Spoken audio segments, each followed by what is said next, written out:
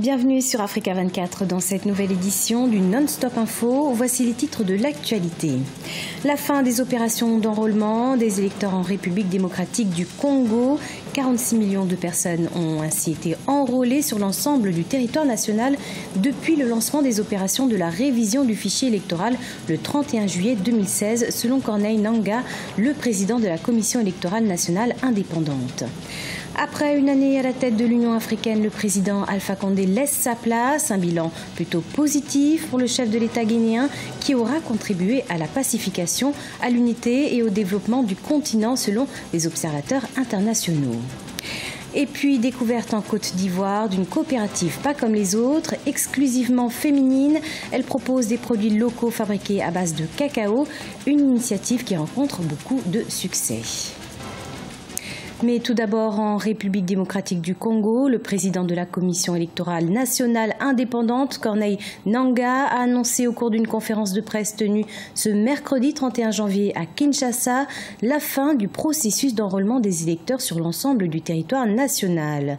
Plus de 46 millions d'électeurs se sont donc inscrits dans le nouveau fichier électoral pour une série de scrutins qui commence par la présidentielle couplée de 2 législatives prévues le 23 décembre 2018. On écoute à ce propos Corneille Nangaa, le président de la CENI.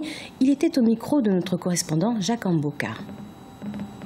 L'expérience ghanéenne, mais aussi celle d'autres pays, seront mises à contribution pour qu'ensemble, nous puissions relever les défis qui nous attendent le 23 décembre 2018. Nous saisissons cette occasion pour inviter toute la population à participer massivement au scrutin fixé à cette date par le calendrier électoral publié par la CENI. Ceci dit, au nom de l'Assemblée plénière de la CENI, je déclare close l'opération de révision et du fichier électoral sur l'ensemble du territoire national. Je vous remercie. Également en République démocratique du Congo, voici un an, ce 1er février, que l'opposant congolais Étienne Tshisekedi a perdu la vie. Un décès qui est survenu à Bruxelles, en Belgique. Faute d'accord entre l'UDPS, l'Union pour la démocratie et le progrès social, et le gouvernement à Kinshasa, son corps est toujours dans un funérarium à Bruxelles. Le président guinéen Alpha Condé vient de terminer son mandat de président en exercice de l'Union africaine. Une année marquée d'engagement et de réforme en profondeur de l'institution africaine, jugée plutôt favorable par ses concitoyens qui voient en lui un porte-parole pragmatique et déterminé à la défense des intérêts du continent. Emmanuel Milimono. Son premier défi à la tête de l'Union africaine était de favoriser son autonomie financière. La Guinée a été l'un des premiers pays à adopter la taxe de 0,2% sur les importations en vue d'assurer à l'UA un budget à même de la rendre indépendante des financements extérieurs. D'autres défis comme la réforme de l'institution et la responsabilisation des chefs d'État membres sur des questions précises étaient également au rendez-vous. C'est grâce à l'arrivée du professeur Alpha Condé à la tête de l'Union africaine où on a effectivement compris qu'est-ce que c'est que l'Union africaine et quel peut être aujourd'hui de l'apport de l'Union africaine. On a effectivement compris que l'Afrique peut se prendre en charge et en termes de résolution des problèmes et en termes, n'est-ce pas, de la réglementation même des conflits qui peuvent surnaître suite à des problèmes électoraux. Si au niveau international, l'activisme diplomatique du président guinéen a été reconnu, des organisations de la société civile de son pays retiennent cependant une baisse d'attention vis-à-vis des questions internes. Les observateurs se félicitent cependant du retour de la Guinée sur la scène internationale grâce à l'engagement du président Alpha Condé. Il faut reconnaître aujourd'hui, dans tous les débats qui se sont tenus au niveau mondial, qui ont parlé des intérêts des continents, l'Union africaine a été invitée et à la personne du professeur Alpha Condé.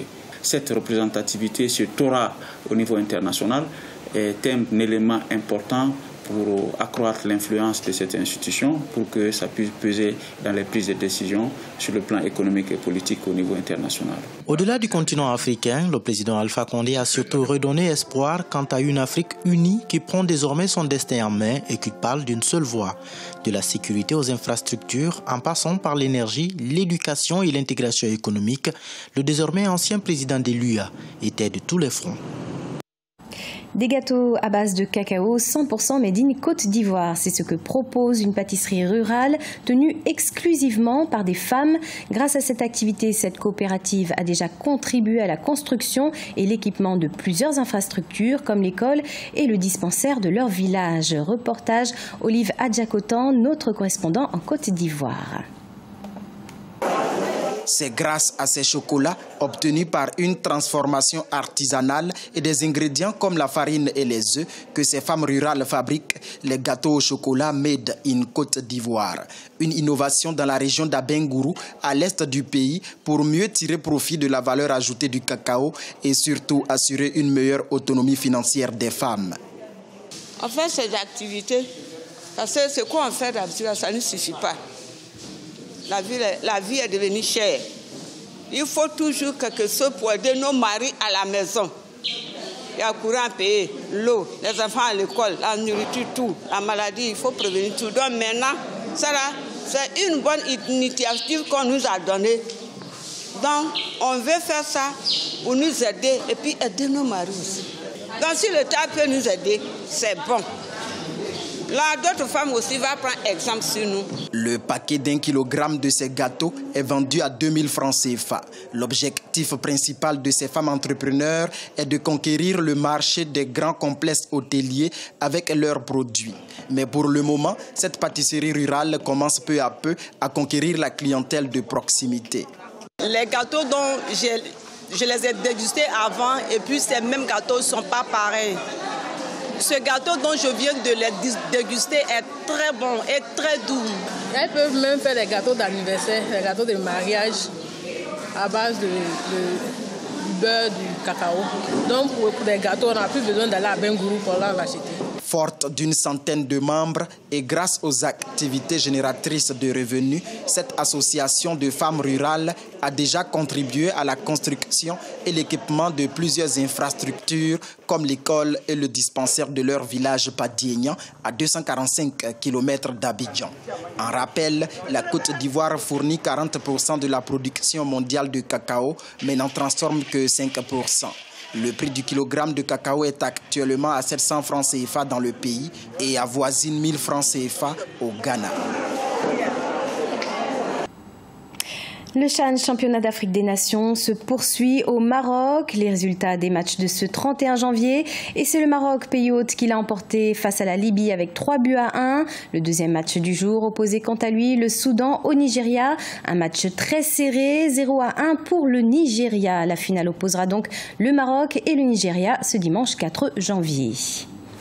Et sachez que samedi 3 janvier, la Libye et le Soudan vont se disputer la 3e place de ce CHAN 2018. Le match qui opposera donc la Libye et le Soudan aura lieu samedi à 19h GMT. C'était le journal de la rédaction. Merci de votre fidélité. Retrouvez dans un instant une nouvelle édition de l'information sur Africa 24.